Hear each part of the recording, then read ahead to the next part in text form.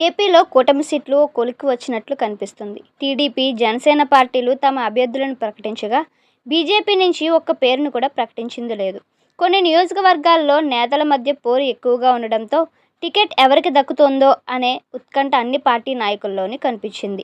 ఈ ఉత్కంఠకు తెరదించుతూ బీజేపీ అధిష్టానం తమకు కేటాయించిన 10 మంది ఎమ్మెల్యే స్థానాల్లో అభ్యర్థులను బుధవారం సాయంత్రం ప్రకటించింది. ఇదిలా ఉంటే ధర్మవరం టికెట్పై ఆశలు పెట్టుకున్న పరిటాల శ్రీరామ్కు మొండిచేయి ఎదురయ్యింది. పరిటాల శ్రీరామ్కు టికెట్ దక్కకపోవడంతో ఆయన వర్గీయులు ఆగ్రహం వ్యక్తం చేస్తున్నారు. ధర్మవరంలో టీడీపీని నడిపించే నాయకులు లేకపోతే పరిటాల శ్రీరామ్ అక్కడకు వెళ్లి బాధ్యతలు తీసుకున్నారనే విషయాన్ని పరిటాల శ్రీరామ్ అనుచరులు పార్టీ అధినేతకు గుర్తు చేస్తున్నారు.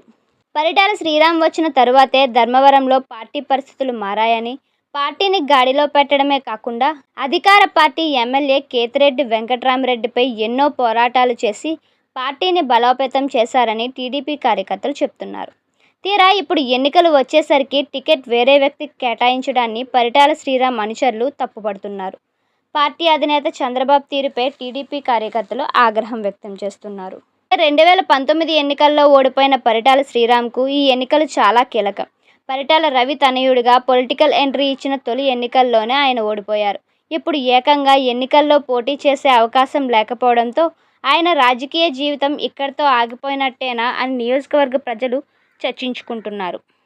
ఇదిలా ఉంటే ఇక టీడీపీ నుంచి పరిటాల శ్రీరామ్, బీజేపీ నుంచి వరదాపురం సూరి టికెట్ కోసం తీవ్రంగా ప్రయత్నించారు. టికెట్పై ఇరువురు నేతలు ఎన్నో ఆశలు పెట్టుకున్నారు. అయితే ప్రధాని మోదీ సన్నిహితులుగా గుర్తింపు పొందిన బీజేపీ జాతీయ సెక్రటరీ సత్యకుమార్కే ధర్మవరం టికెట్ దక్కింది.